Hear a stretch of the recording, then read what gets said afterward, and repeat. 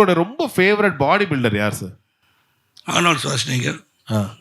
அப்புறம் நிறைய பேர் இருந்தாங்க. அப்போ வந்து இவர் சார் ரீவ்ஸ் இருந்தார், கிறிஸ்டோஃபர் ரீவ்ஸ் நினைக்கிறேன். இவர் sir then there was another lot of people. அப்போ வந்து நேம்ஸ்லாம் மறந்துட்டு இப்போ லாட் ஆஃப் மிஸ்டர் யூனிவர்ஸ்லாம் எனக்கு தெரியும். சர்கியோ ஆல்வியோன்னு ஒருத்தர் இருந்தார், வெரி குட் போஸ்ட் பண்ணார், அப்படிலாம் இருக்காங்க. நிறைய பேர் தான் அந்த டைமில், அவருடைய பீரியட் டைமில் நிறைய பாடி பில்டர்ஸ் இருந்தாங்க. அப்புறம் வந்து ஸ்டீவ் ரீவ்ஸ் ஆக்டட் ஹெர்குலஸ்ன்னு நினைக்கிறேன். ஸோ இவங்களாம் வந்து பெரிய பாடி பில்டர்.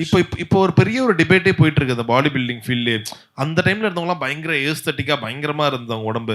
இப்போ இந்த ரூனி காலமெனரா இவங்களாம். ஆனால் இப்போ இருக்கவங்களாம் பார்த்தீங்கன்னா பயங்கர ஜைஜான்டிக்காக இருக்காங்க, ரொம்ப பெருசாக இருக்காங்க. அந்த ஒரு ஏஸ்தட்டிக்கே இல்லைன்றாங்க. உங்களுக்கு எந்த ஒரு யாராவது ரொம்ப பிடிச்சிருக்கு?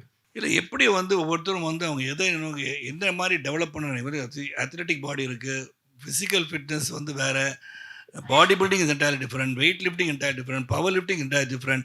எதுக்கு எந்த மசில் ஆக்டிவேட் பண்ணுறதுக்குலாம் இன்றைக்கி வந்து technically they are all well qualified trainers. அதை நீங்கள் டெட் லிஃப்ட் பண்ணணும், பெஞ்ச் ப்ரெஸ் பண்ணணும், நீங்கள் வந்து அதுக்கு ஹேண்டில் பண்ணுறது வேறு.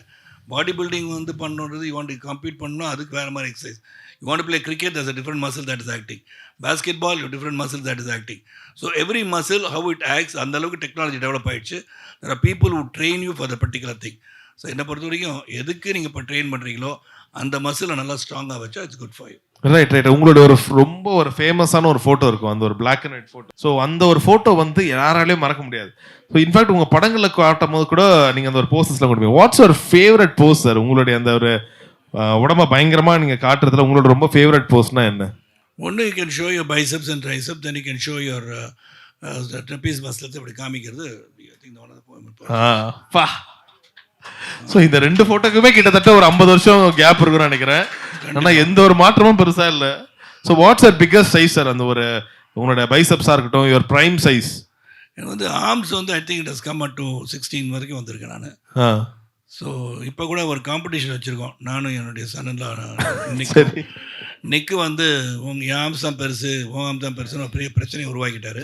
ஆனால் 2 பேரும் 1 மந்த் டைம் எடுத்திருக்கோம். அந்த 1 மந்த்துக்கு அப்புறம் யார் ஆர்ம்ஸ் பெருசாக இருக்குன்னு முடிவு கட்டுறதுக்கு எல்லாரும் காத்து கொண்டு இருக்கிறாங்க. இப்போ ட்ரைனிங்ல இருக்கீங்களா? தான் ஆரம்பிக்க போகிறேன். ஓகே.